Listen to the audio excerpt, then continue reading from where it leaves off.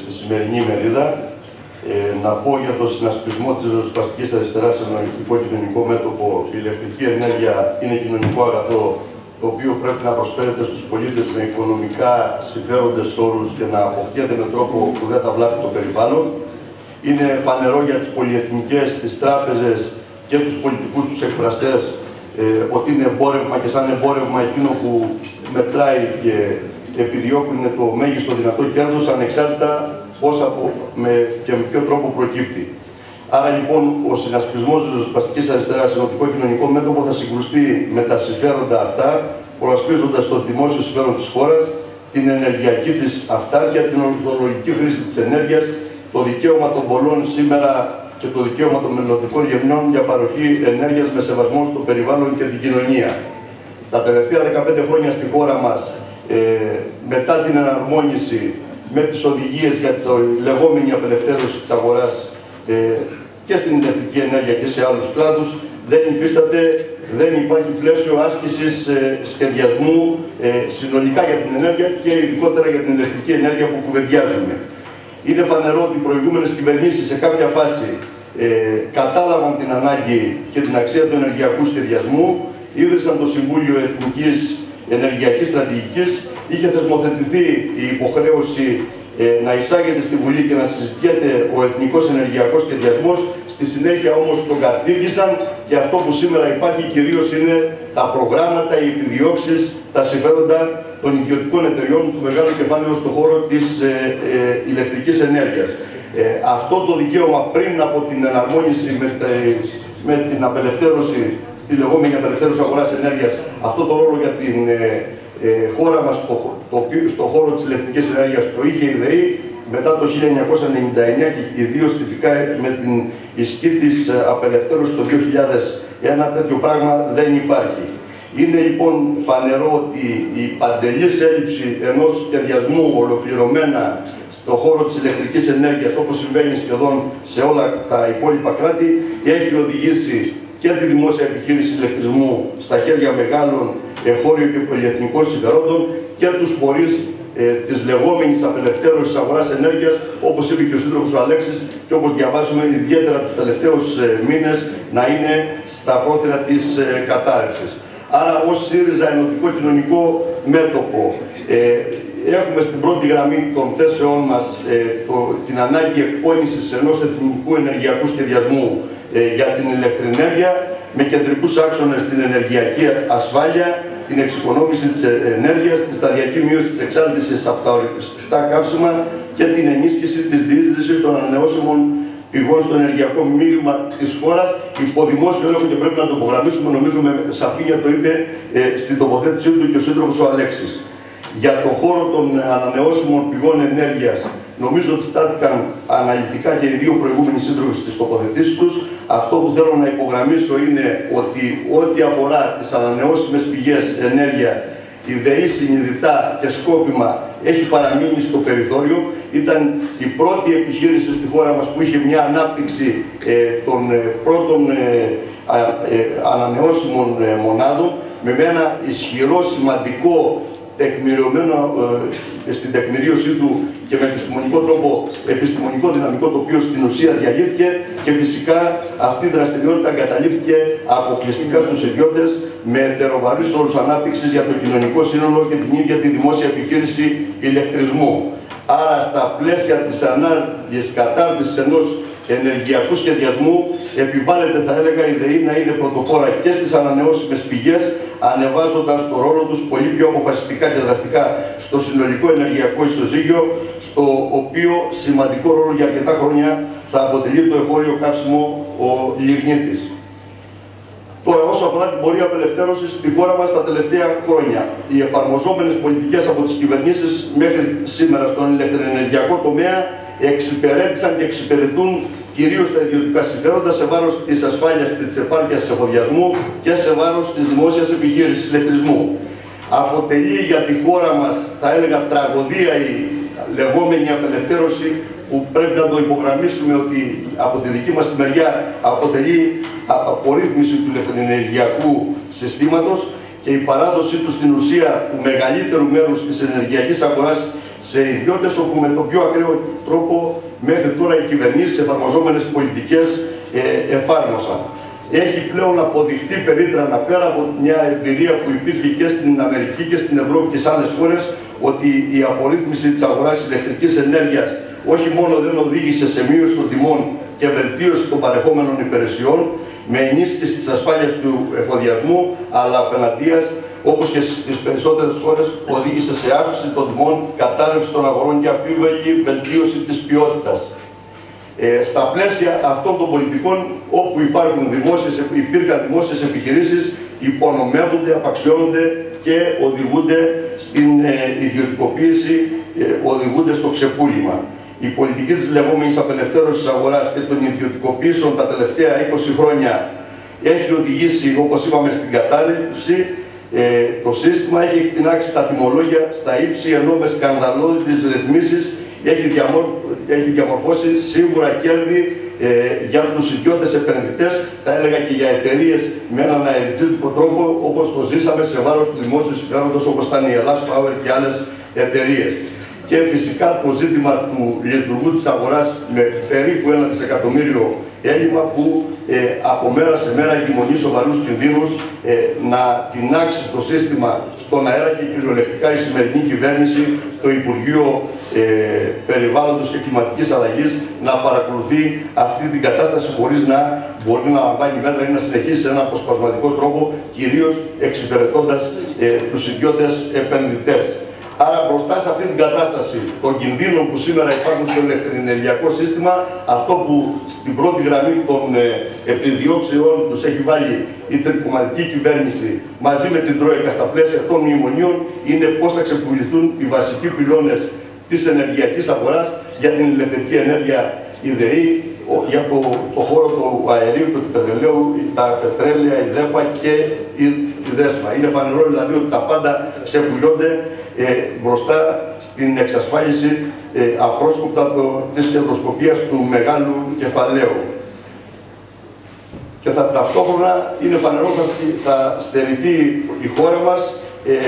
αυτά τα εργαλεία που θα μπορούσαν με ένα διαφορετικό μοντέλο λειτουργίας, και πρέπει να το υπογραμμίσουμε αυτό, με ένα σύγχρονο και αξιοκρατικό πλαίσιο, να συμβάλλουν στην άσκηση και κοινωνικής και αναπτυξιακής πολιτικής. Στο πλαίσιο αυτό, η δημόσια επιχείρηση ηλεκτρισμού εδώ και χρόνια έχει παραχωρήσει το 49% του μετοχικού του κεφάλαιου στους ιδιώτες, οδεύει με τις πολιτικές και με τις διακηρύξεις και με τις μνημονιακές υποχρεώσεις στην πλήρη ιδιωτικοποίηση στο όνομα του ελεύθερου και υγιούς ανταγωνισμού, στο άνοιγμα περαιτέρω στο άνοιγμα της αγοράς της ηλεκτρικής ενέργειας. 17% του μετοχικού κεφαλαίου του δημοσίου από το 1951 έχει παραχωρηθεί ήδη από το Σεπτέμβρη στο ΤΑΙΠΕΔ, το λεγόμενο Ταμείο Αξιοποίησης Ιδιωτικής Περιουσίας, ξεπουλήματος του δημόσιου πλούτου, λέμε εμείς, και αναμένεται περαιτέρω η παραχώρησή του σε ιδιώτες μαζί με την είσοδο στρατηγικού επενδυτή στην επιχείρηση. Έχει προηγηθεί η διάσπαση της ΔΕΗ σε 3 διαφορετικές εταιρείες. Στη μητρική ΔΕΗ έχοντας την παραγωγή, τα ορυχεία και την εμπορία. Στον ΑΔΜΙΕ έχοντας τα δίκτυα υψηλής τάσης, τα δίκτυα μεταφοράς της ενέργειας, και στο ΔΔΕ, το δίκτυο διανομής, έχοντας τα δίκτυα της μέσης και της χαμηλής τάσης. Ο ΑΔΜΙΕ, η επιχείρηση της μεταφοράς με τα δίκτυα που θα παρέμενε εγγυημένα υπό δημόσιο και κοινωνικό έλεγχο,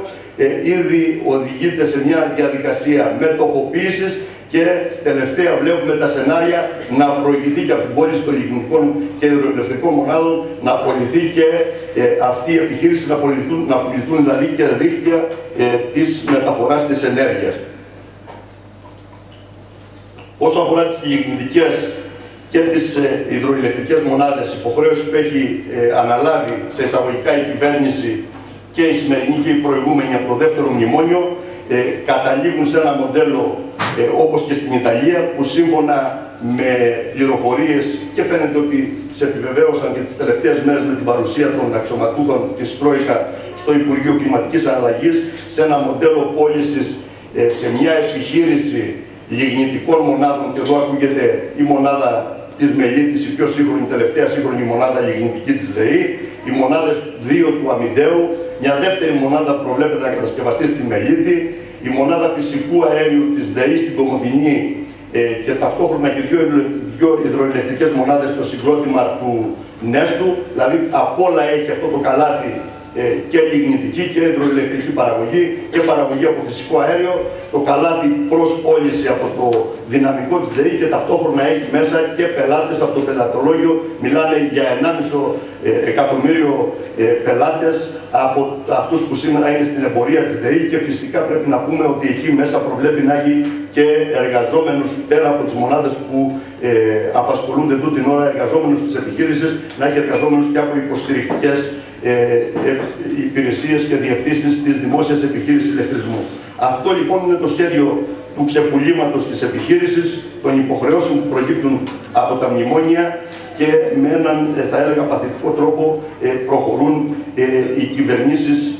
και οι σημερινοί σε αυτή την κατάσταση. Ταυτόχρονα έχουμε ένα κλίμα που ζούμε το τελευταίο 1,5-2 χρόνια ως αποτέλεσμα των μνημονιακών αντεργατικών αντιλαϊκών πολιτικών σε βάρος του λαού και της κοινωνίας, με τις αβάστακτες και παράλογες αυξήσεις στα τιμολόγια του ηλεκτρικού ρεύματος. Ουσιαστικά όλες αυτές οι αυξήσεις πήγαν κυριολεκτικά στις τσέπες των ιδιωτών, πολύ μικρό κομμάτι, κυριολεκτικά θα το έλεγα ψίχουλα, στη δημόσια επιχείρηση ηλεκτρισμού και σήμερα και με τα χαράτσια να έχουμε πάνω από 1.250.000 νοικοκυριά που αδυνατούν να πληρώσουν το ρεύμα. Καθημερινά γίνονται 1.000 αποκοπές από τη ΔΕΗ, να μένει ο κόσμος και ιδιαίτερα οι πιο αδύνατοι συμπολίτες μας να μένουν στο σκοτάδι και κυρίως να πούμε ότι πέρα από τις καινούργιες αυξήσεις που προγραμματίζονται από την 1η Εβδόμου του 2013, δηλαδή σε λίγους μήνες, θα έχουμε μια πλήρη απελευθέρωση της τιμολόγησης της ηλεκτρικής ενέργειας, χωρίς να υπάρχουν τα δεσμά από τη μεριά του κράτους, της πολιτείας, για ρυθμιζόμενα με βάση μια σειρά κριτήρια της τιμής ηλεκτρικής ενέργειας. Άρα λοιπόν είναι φανερό, και το λέω για μια ακόμη φορά, ότι η απορρίθμιση της αγοράς ενέργειας και η ιδιωτικοποίηση των επιχειρήσεων έχουν οδηγήσει σε μεγάλες αποτυχίες, με αύξηση του ρεύματος, με επισφαλή δίκτυα που μπορούν να δημιουργήσουν ανά πάσα στιγμή την κατάρρευσή τους. Είναι κραυγαλαίο παράδοξο και πρέπει να το κρατήσουμε και να το αναδείξουμε ότι ακόμη και για το ιδεολόγημα της λεγόμενης απελευθέρωσης αγοράς ενέργειας, το γεγονός ότι γίνεται στο όνομα της ανάπτυξης του ανταγωνισμού και του ανοίγματος της αγοράς, ότι έχει οδηγήσει αυτό το πράγμα στον έλεγχο της αγοράς στο επίπεδο της Ευρωπαϊκής Ένωσης από ελάχιστους μονοπωλιακούς ομίλους που σε πολύ μεγάλο βαθμό μπορεί να είναι κρατικοί, αν λέω στη Γαλλία ή στη Γερμανία, ή πρώην κρατικές επιχειρήσεις.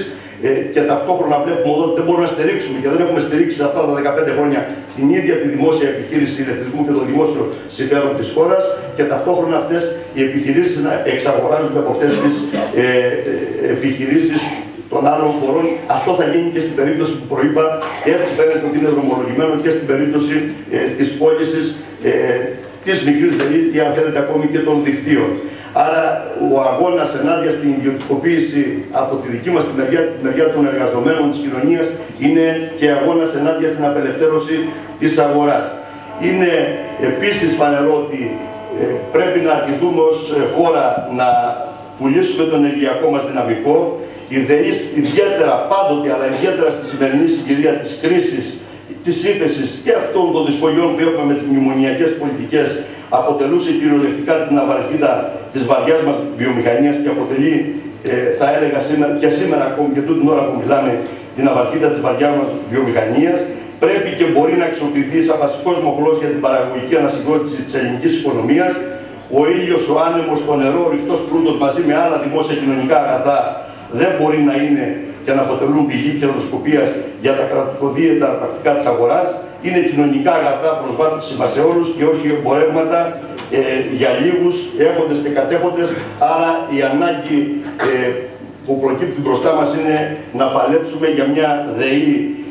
ενιαία και καθετοποιημένη, 100% στο δημόσιο, με αποκλειστικότητα σε παραγωγή, μεταφορά, διανομή, που θα λειτουργεί για την ικανοποίηση των κοινωνικών αναγκών και της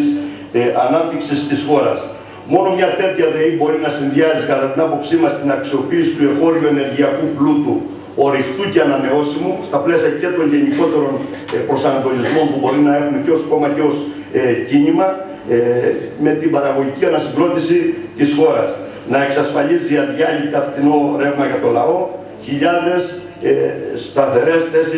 θέσεις σταθερής εργασίας. Πρέπει να απεγκλωβιστούμε από το μνημόνιο και τις μνημονιακές πολιτικές και την Τρόικα, να αντισταθούμε στις ιδιωτικοποιήσεις, προτείνοντας μια άλλη διαφορετική πολιτική για το ρόλο και τη λειτουργία τους, δημόσιες επιχειρήσεις που στη δική μας τη λογική σχεδιάζουμε να μην έχουν καμία σχέση, και νομίζω ότι το είχαμε παλέψει και στο επίπεδο των συνδικαλιστικών μας παρεμβάσεων και των δυνάμεών μας, καμία σχέση με πελατειακού τύπου παρεμβάσεις, λειτουργίες και παραδείγματα που είχαμε στο παρελθόν, που κυρίως διαπλέκονταν με τα ιδιωτικά συμφέροντα στα πλαίσια της λειτουργίας του δικομματισμού, που κυρίως κατέτρωγαν σαν δρέλες εδώ και δεκαετίες την περιουσία του ελληνικού λαού, για να φτάσουμε σήμερα σε αυτή την κατάσταση που βιώνουμε και υπερασπίζουμε το δημόσιο με άλλη λειτουργία, όχι αυτό το δημόσιο που σήμερα γνωρίσαμε, που έχουμε αντιπαλέψει στον ένα ή στον άλλο βαθμό. Είναι λοιπόν, θα έλεγα, ανάγκη να ενημερώσουμε τον κόσμο, να ενημερώσουμε το λαό μέσα από τις πολιτικές και κοινωνικές μας παρεμβάσεις, να αποκρούσουμε μια τέτοια εγκληματική εξέλιξη ξεπουλήματος των δημόσιων επιχειρήσεων στον χώρο της ηλεκτρικής ενέργειας και προκειμένου της ΔΕΗ. Να πούμε ότι η πάλη μας αυτή συνδέεται με την ανασυγκρότηση των επιχειρήσεων σε μια λογική εξυγχρονισμού, αναδιοργάνωση για να στηρίξουν τα λαϊκά συμφέροντα, και φυσικά να πούμε ότι ο ΣΥΡΙΖΑ Ενωτικό Κοινωνικό Μέτωπο έχουμε δεσμευτεί απέναντι στην ελληνική κοινωνία και προεκλογικά και με το πρόγραμμά μας και τις τοποθετήσεις μας, ότι αυτές οι επιχειρήσεις που είναι στρατηγικής σημασίας, που είναι εργαλεία για την ανάπτυξη και την προοπτική της χώρας, θα επανέλθουν στον έλεγχο του δημόσιου πλούτου, του δημόσιου και της κοινωνίας, με κοινωνικό, εργατικό και κοινοβουλευτικό έλεγχο. Σήμερα αυτό που χρειάζεται είναι να αποκτήσει ένα παλαϊκό, να δημιουργηθεί ένα παλαϊκό μέτωπο, ένα μέγιστο δυνατό μέτωπο αγώνα ενάντια στο ξεπούλημα της δημόσιας περιουσίας, ενάντια σε αυτές τις πολιτικές που έρχονται σε βάρος των λαϊκών συμφερόντων. Δεν είναι υπόθεση ούτε μόνο των εργαζομένων ή ενός κλάδου εργαζομένων. Χρειάζεται ένα μέτωπο σε όλο το χώρο της ενέργειας, χρειάζεται ένα μέτωπο σε όλη την ελληνική κοινωνία. Χρειάζεται σήμερα να μπουν στο προσκήνιο οι καταναλωτές, και φυσικά με όποια κενά, με λύματα, με αρνητικά παραδείγματα από τη μεριά των συνδικάτων ή των κινημάτων που μπορεί να υπήρξαν. Νομίζω ότι τούτη ώρα είναι η ώρα της μάχης για να αντιδράσουμε σε αυτές τις πολιτικές της ιδιωτικοποίησης, να έχουμε τη μετατροπή και της χώρας μας και της περιφέρειάς μας και του νομού μας κατ' επέκταση σε υπερέτες των ξένων και εγχώριων ιδιωτικών συμφερόντων σε βάρος του λαού. Άρα νομίζω με αυτές τις σκέψεις το επόμενο διάστημα και ο ΣΥΡΙΖΑ και οι πολίτες πρέπει να βρεθούν στην πρώτη γραμμή της μάχης ενάντια σε αυτές τις νεοφιλελεύθερες μνημονιακές πολιτικές.